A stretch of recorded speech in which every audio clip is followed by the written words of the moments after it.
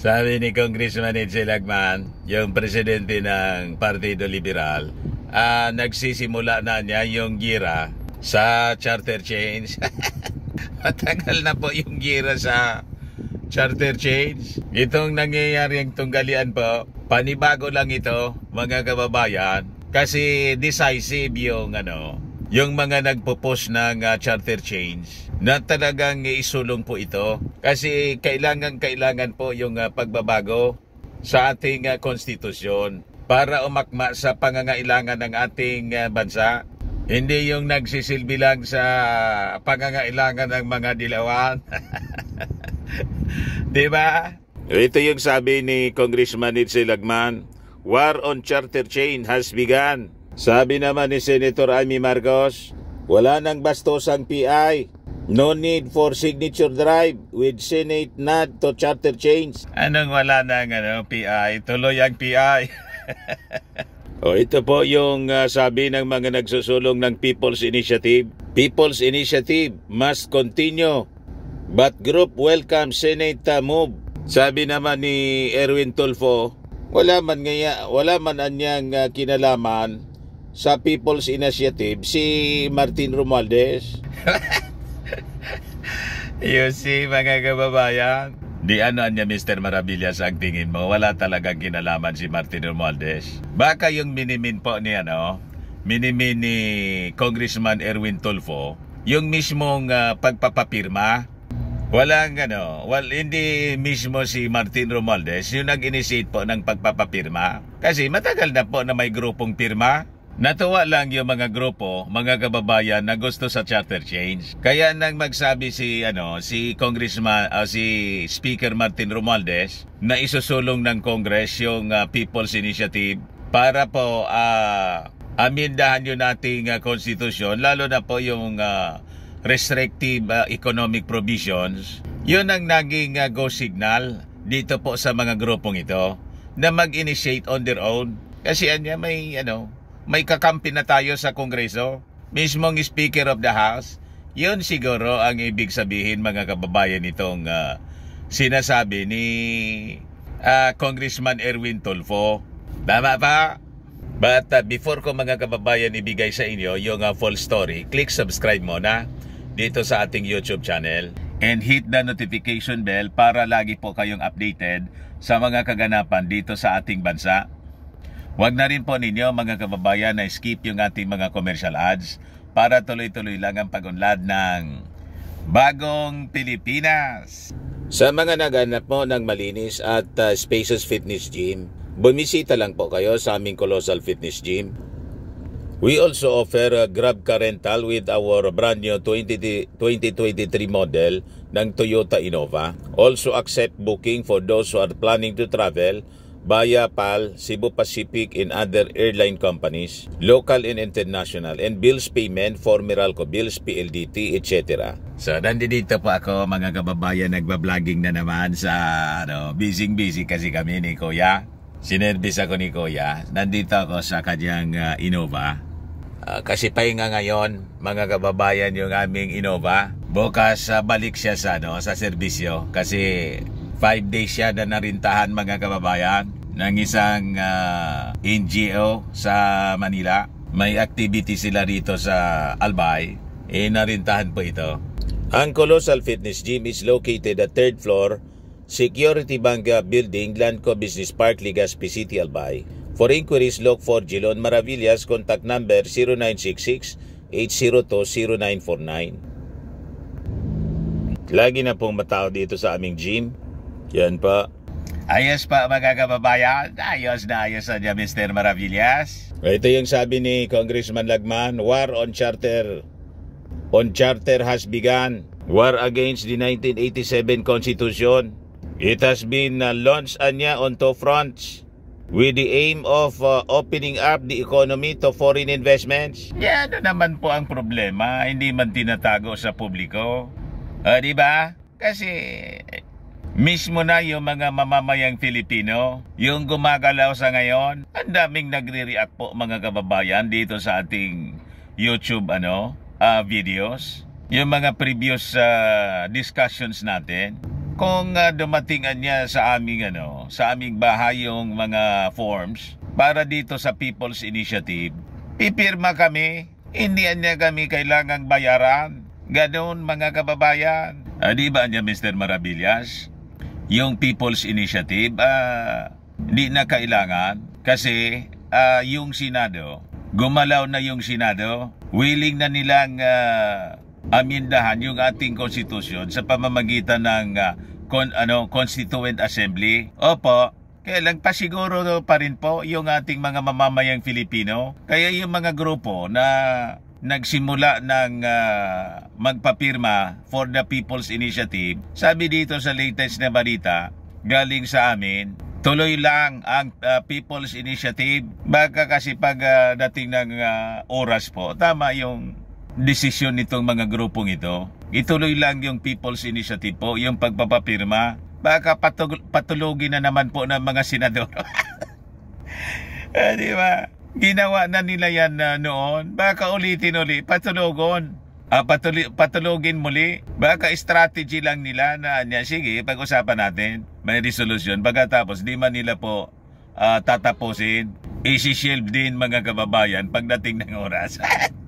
Hindi ninyo maisahan yung mga mamamayang Pilipino. Nadala na po. Pero balikan muna natin yung kwento rito kay Edsel Lagman. So sabi ni Edsel, the war niya was launched from the House of Representatives through a People's Initiative at saka sa Senado through a Constituent Assembly with both houses voting separately. Itong efforts niya, sabi ni Edsel, may end up in compromise by opening wide the economy to alien investments. Yung biktima niya will be the nation's patrimony when sensitive enterprises like public service, education, media, and advertisement will be open to alien control and domination. Tinatakot mo naman yung mga mamamayang Pilipino. Ginagatungan mo naman.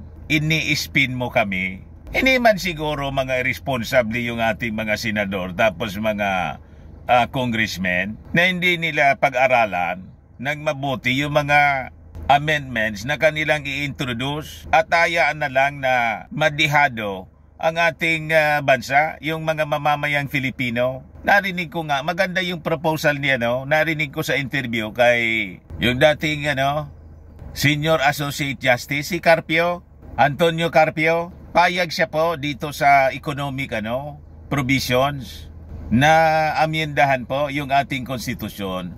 Pero dapat may reciprocity. Ibig sabihin, kung mag-open up tayo sa ganitong mga industries, yung mga bansa, mga kababayan, mga foreign investors, galing sa kung anong bansa, halimbawa Amerika, European countries, Japan, etc., kung anong mga bansa, ganun din dapat. Allow din tayo yung mga Filipino companies of the same privileges kung yung mga Filipino companies will also invest sa kanilang mga bansa. May tinatawag na reciprocity. I think kailangan nitong si Antonio Carpio na ma-invite dito po sa mga deliberations ninyo. Di ba may mga committee hearings. Bilang resource speaker, yung mga pinakang Batikano sa batas, sa ekonomiya, i-invite po ninyo sa mga committee, committee hearings. More heads, di ba?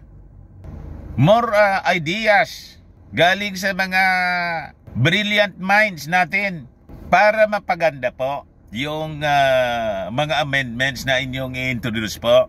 Pag-usapang mabuti. Yun po, itong ginagawa ni Lagman, pananakot. Para kontrahin ng mga mamamayang Filipino itong amendment. Para niya Mr. Maravillas, tama yung mga analysis mo. Yun ang mga gawain nila. Kaya hindi umusad yung ating economy.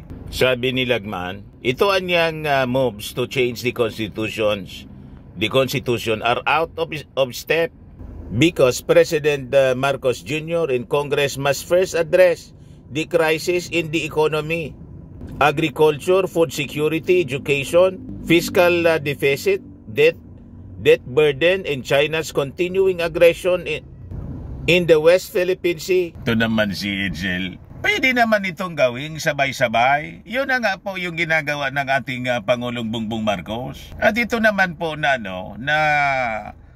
amendment sa Constitution, trabaho ng mga lawmakers. Di ba yung ating Pangulong Bongbong Marcos kahapon, ka-meeting pa lang yung Department of Agriculture para ayusin yung mga programa para sa food security. Di ba? Yung sinasabi ninyong fiscal deficit, kaya nga inassign na yung dati ninyong kasama na Dilawan, si bagong finance secretary. O di ba kayo natuwa? Si Ralph Recto, kaya nga tuwang-tuwa yung mga kasama ninyo sa Congress. Boss Dilawan at hindi Dilawan. Yung sa education naman po, mismo nang yung ating Pangulo yung nag-preside sa meeting ng Department of Education. Nauna na yun. Ayusin na niya ninyo kasi kulela tayo sa PISA. Dito naman sa utang natin, 90% na po yung hindi ba yung balita 2 weeks ago? Nabayaran mga pagkakautang ng Pilipinas po. At itong aggression ng China, hintay-hintay lang po kasi may panahon sa bawat isa at may mga ginagawang actions yung ating administrasyon. Kaya lang yung ibang mga moves, hindi man dapat pinag-usapan dito. Hindi man dapat dinidiscuss sa publiko. Tama po? Pero may mga ginagawang actions para hindi mamihasa yung China sa atin. Ito anyang charter change initiative will divide and obfuscate the people and divert the efforts of the political departments from the real problems not attributable to the Constitution. Sabi po ni Lagman. Kaya nga po, yung ginawa ng ating Pangulong Bongbong Marcos, kasi yung People's Initiative is divisive. Nag-aaway-away na yung mga congressmen at mga senador. Sinabihan si Zubiri, kayo na yung manguna. And kinausap din si Martin Romualdez. Para yung mga ginawa ninyo, di-adapt na lang ng Kongreso. O di ba ayos na? Kaya nga si Super Ate, natuwa na rin. Ito na yung sabi ni Super Ate. Wala nang bastosang PI. Aimee, no need for signature drive with Senate nod to charter change. Pabor siya po sa charter change. Explore Senator Aimee Marcos' support for Senate's charter change resolution praising the focus on economic provisions in advocating the use of legislation rather than a people's initiative to ease restrictions on foreign ownership. Senator Aimee Marcos commends the Senate's resolution for charter change specifically targeting the economic provisions. Lalo na niya itong restrictive economic provisions tulad nung Retail Trade Liberalization Act, Public Service Act, and Foreign Investment Act. Suportado niya po yung proposed insertion of unless otherwise provided by law to liberalize industries, emphasizing the need for legislative action over a contentious people's initiative. Pero Mr. Maravillas, di ba sabi mo kanina, tuloy pa rin yung People's Initiative? Sabi ng mga movers po, nagpapasiguro lang siguro. Sabi dyan, People's Initiative must continue, but group welcome Senate move. Yan po sabi ni former legislator Pido Garbin ng Ako Bicol Party List. Yung sabi niya, we consider the Senate's move a victory. It took the Senate to wait for the Filipino people exercising their sovereign power of People's Initiative before they realize that they have to move in act in line with the established consensus of the House of Representatives to effect the needed economic amendments. Nagpapasiguro lang po yung mga grupo na tatapusin nila yung trabaho sa Senado. Baka patulugin na naman po. Kaya tuloy ang People's Initiative. Pag pinatulog nila yung amendment po sa Senado through Constituent Assembly, di People's Initiative po. Kaya yung pag-gather po ng mga pirma, tuloy-tuloy dito. Pero yung Mr. Maravillas sabi ni Erwin Tolfo, na walang kinalaman si Martin Romualdez, naniwala ka doon? Sabi ni Erwin Tulfo, wala man siyang narinig na instruction galing mismo kay Speaker. Yan po. Sabi dito, House Deputy Majority Leader Erwin Tulfo refutes claims of Speaker Martin Romualdez instructing congressmen to pause for People's Initiative, emphasizing the absence of such instruction and debunking rumors of a SONA gift.